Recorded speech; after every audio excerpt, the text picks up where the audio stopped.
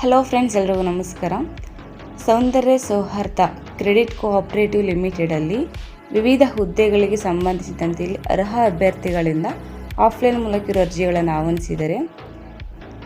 ಮೊದಲನೇದಾಗಿ ನಾವು ಇಲ್ಲಿ ಹುದ್ದೆಗಳ ವಿವರಗಳನ್ನು ನೋಡ್ತಾ ಹೋಗೋದಾದರೆ, ಇಲ್ಲಿ ಮುಖ್ಯ ಕಾರ್ಯನಿರ್ವಹಣಾಧಿಕಾರಿ ಇಲ್ಲಿ ಒಂದು ವೇಕೆನ್ಸಿನವರು ಕಾಲ್ಫಾರ್ಮ್ ಮಾಡಿದ್ದು, ಇವರ ಒಂದು ವಿದ್ಯಾರ್ಥಿ ಹಾಗೂ ಅನುಭವನ ನಾವು ನೋಡ್ತಾ ಹೋಗೋದಾದರೆ, ಅಂಗೀಕೃತ ವಿಶ್ವವಿದ್ಯಾನಿಲಯದಿಂದ MCom MBA ಫಿನಾನ್ಸ್ ವಿಷಯದಲ್ಲಿ ಸ್ನಾತಕೋತ್ತರ ಪದವಿಯನ್ನು ಪಡೆದಿರಬೇಕು ಮತ್ತು ಕಂಪ್ಯೂಟರ್ ಪರಿಣತಿಯನ್ನು ಕಡ್ಡಾಯವಾಗಿ ಹೊಂದಿರಬೇಕು.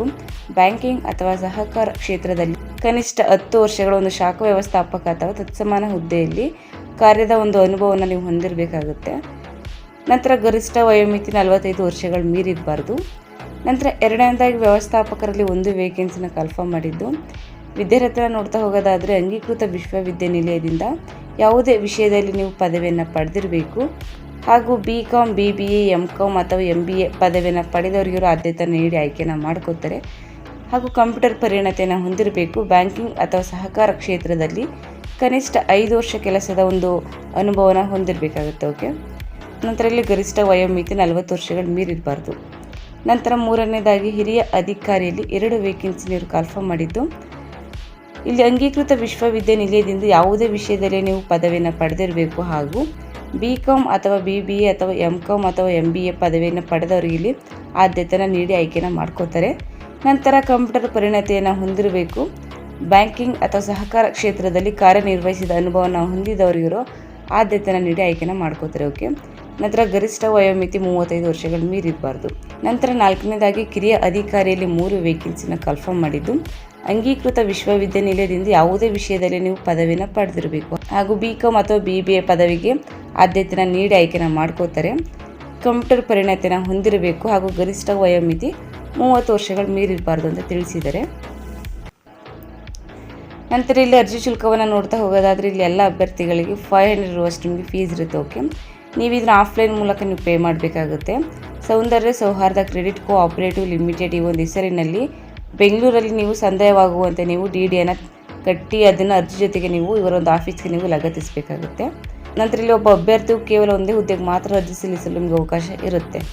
ನಂತರ ಅರ್ಜಿ ಸಲ್ಲಿಸುವ ವಿಧಾನವನ್ನು ನಾವು ನೋಡ್ತಾ ಹೋಗೋದಾದರೆ, ಇಲ್ಲಿ ಆಸಕ್ತಿ ಇರುವಂತಹ ಅಭ್ಯರ್ಥಿಗಳು ಇವರೊಂದು ಅಫಿಷಿಯಲ್ ವೆಬ್ಸೈಟ್ ಆದಂತಹ www.saundaryasauharda.com ಈ ಒಂದು ವೆಬ್ಸೈಟ್ಗೆ ಹೋಗಿ ನೀವು ಅರ್ಜಿ ಫಾರಮನ್ನು ಡೌನ್ಲೋಡ್ ಮಾಡಿಕೊಂಡು ಅದನ್ನು ಭರ್ತಿ ಮಾಡಿ, ಅದ್ರ ಜೊತೆಗೆ ನಿಮ್ಮ ಎಲ್ಲ ಒಂದು ಡಾಕ್ಯುಮೆಂಟ್ಗಳನ್ನು ಕೂಡ ಅಟ್ಯಾಚ್ ಮಾಡಿ ಇವರೊಂದು ವಿಳಾಸವಾದಂತಹ ಸೌಂದರ್ಯ ಸೌಹಾರ್ದ ಕ್ರೆಡಿಟ್ ಕೋಆಪರೇಟಿವ್ ಲಿಮಿಟೆಡ್ ನಂಬರ್ 22 ಮತ್ತು 23 ಸೌಂದರ್ಯ ಸೌಧ, ಹೆಸರಘಟ್ಟ ಮುಖ್ಯ ರಸ್ತೆ, ನಾಗಸಂದ್ರ ಅಂಚೆ, ಬೆಂಗಳೂರು 560073 ಈ ಒಂದು ವಿಳಾಸಕ್ಕೆ ನೀವು ನಿಮ್ಮ ಅರ್ಜಿಗಳನ್ನು ದಿನಾಂಕ 5/4/2026 ಈ ಒಂದು ದಿನಾಂಕದ ಒಳಗಡೆ ನೀವು ತಲುಪಿಸಬೇಕಾಗುತ್ತೆ. ಓಕೆ.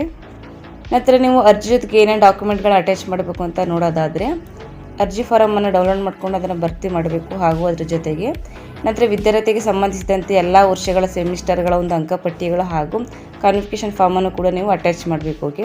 ನಂತರ ಕಂಪ್ಯೂಟರ್ ಸರ್ಟಿಫಿಕೇಟನ್ನು ಕೂಡ ನೀವು ಅಟ್ಯಾಚ್ ಮಾಡಬೇಕು. ನಂತರ ಆಯ್ಕೆ ವಿಧಾನವನ್ನು ನೋಡ್ತಾ ಹೋಗೋದಾದರೆ, ಇಲ್ಲಿ ಎಲ್ಲ ಹುದ್ದೆಗಳಿಗೂ ಲಿಖಿತ ಪರೀಕ್ಷೆ ಹಾಗೂ ಸಂದರ್ಶನದ ಮೂಲಕ ನಿಮ್ಮನ್ನ ಆಯ್ಕೆಯನ್ನು ಮಾಡಿಕೊಳ್ಳಲಾಗುತ್ತೆ.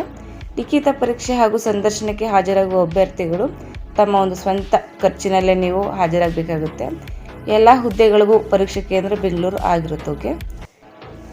ನಂತರ ಇಲ್ಲಿ ವೇತನಗಳ ವಿವರಗಳನ್ನು ನೋಡ್ತಾ ಹೋಗೋದಾದರೆ, ಮುಖ್ಯ ಕಾರ್ಯನಿರ್ವಹಣಾಧಿಕಾರಿಯಲ್ಲಿ ಇವರೊಂದು ವೇತನ ಶ್ರೇಣಿ ತಿಂಗಳಿಗೆ 65,000 ರು ಇರುತ್ತೆ.